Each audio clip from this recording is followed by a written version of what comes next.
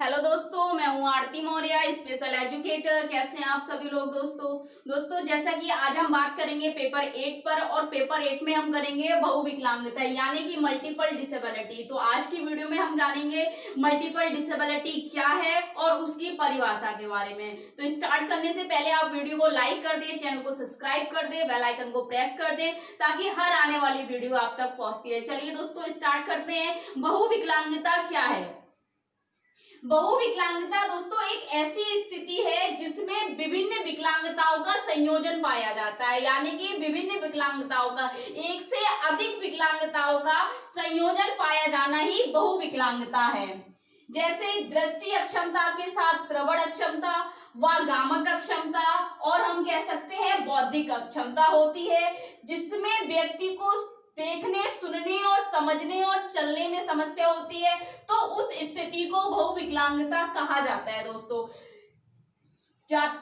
बहुविकलांगता कहा जाता है, यानी कि कहने का मतलब यह है कि बहुविकलांगता क्या है? विभिन्न विकलांगताओं का संयोजन है। यानी कि वो कह रहे हैं कि बहुविकलांगता में क्या है? विभिन्न विकलांगताओं का, यानी कि एक से अधिक, एक या दो से अधिक विकलांगताओं का संयोजन होना ही बहुविकलांगता है। जिसमें कहा गया है दोस्तों दृष्टि अक्षमता के साथ श्रवण अक्षमता प्लस गामक अक्षमता प्लस बौद्धिक अक्षमता, यानी कि हम कह सकते हैं बहुविकलांगता एक ऐसी स्थिति है जिसमें विभिन्न अक्षमताओं का संयोजन पाया जाता है। जैसे हम कह सकते हैं दोस्तों VI के साथ HI, ठीक है दोस्तों, HI के साथ हम कह सकते हैं लोकोमोटर डिसेबिलिटी, या प्लस ID इंटेलेक्चुअल डिसेबिलिटी। यानी कि बहुविकलांगताओं का संयोजन तभी कहा जाएगा जब दो या दो से अधिक विकलांगताएं इंक्लूड हो।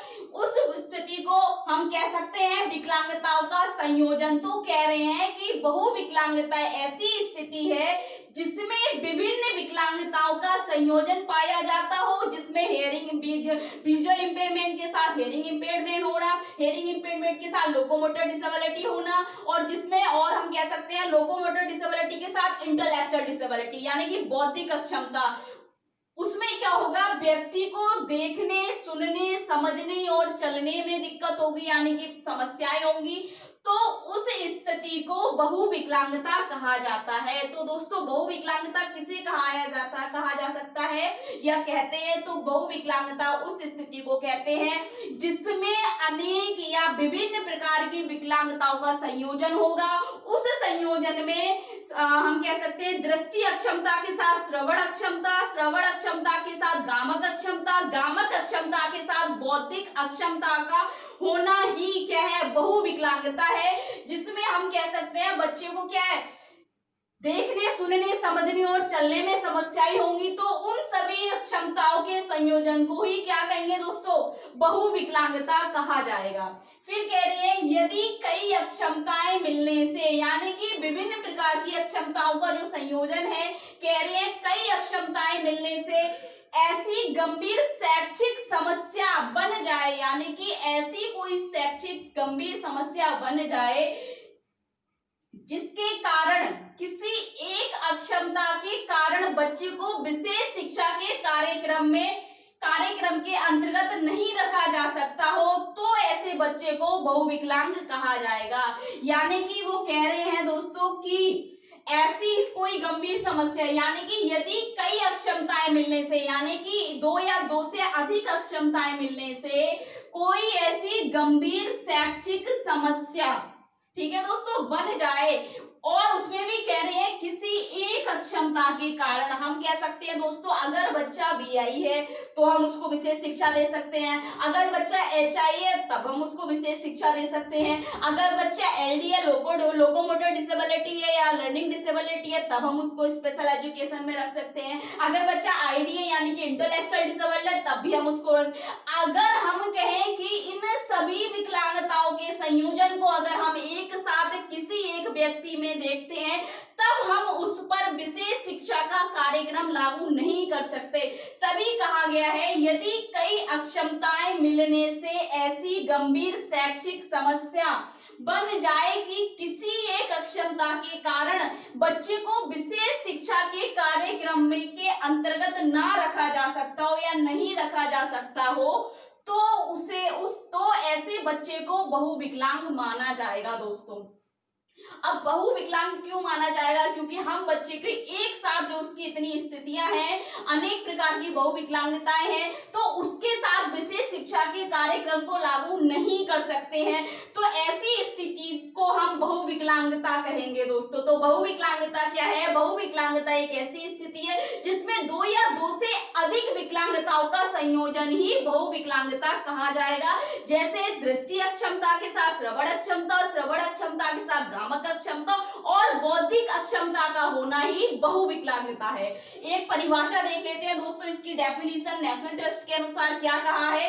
यदि किसी व्यक्ति की प्रमाणित विकलांगता के साथ, यानी कि किसी व्यक्ति की जो एक प्रमाणित विकलांगता है उसके साथ कोई दूसरी विकलांगता है, यानी कि दो विकलांगता हो गई दोस्तों, तो कह रहे हैं यदि किसी व्यक्ति की प्रमाणित विकलांगता के साथ दूसरी विकलांगता है तो उस व्यक्ति को बहुविकलांग वाला व्यक्ति कहा जाएगा, यानी कि बहुविकलांगता वाला व्यक्ति कहा जाएगा, क्योंकि उसकी एक प्रमाणित विकलांगता के साथ क्या हो रहा है?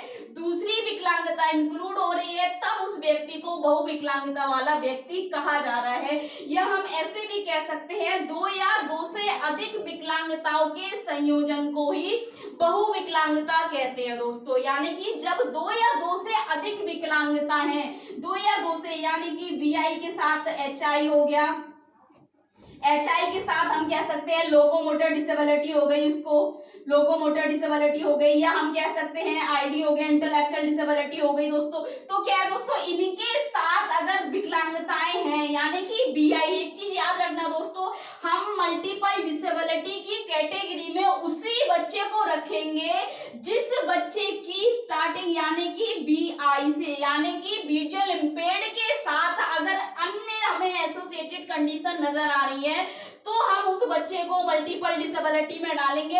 अदरवाइज हम नहीं उसको कहेंगे कि ये बहुविकलांगता वाला व्यक्ति है, क्योंकि अगर बच्चा VI नहीं है, HI है, तो भी हम उसको स्पेशल एजुकेशन के उसमें रख सकते हैं, यानी कि विशेष शिक्षा दे सकते हैं। लोकोमोटर डिसेबिलिटी है तब भी हम दे सकते हैं, और इंटेलेक्चुअल डिसेबिलिटी है तब भी दे सकते हैं। अगर बच्चे में BI यानी कि विजुअल इंपेयर्ड इंक्लूड है तब हम उस बच्चे को कहेंगे कि ये बच्चा मल्टीपल डिसेबिलिटी है या मल्टीपल डिसेबल्ड है दोस्तों। तो क्या है, किसी एक प्रमाणित विकलांगता में दोस्तों उसके साथ दूसरी विकलांगता का होना ही बहुविकलांगता है। अगर दोस्तों इसमें आपको कुछ समझ नहीं आया हो या आपको कोई डाउट हो तो कमेंट बॉक्स में जाके कमेंट करें, ज्यादा से ज्यादा वीडियो लाइक करें, चैनल को सब्सक्राइब करें, बेल आइकन को प्रेस करें। Thank you so much.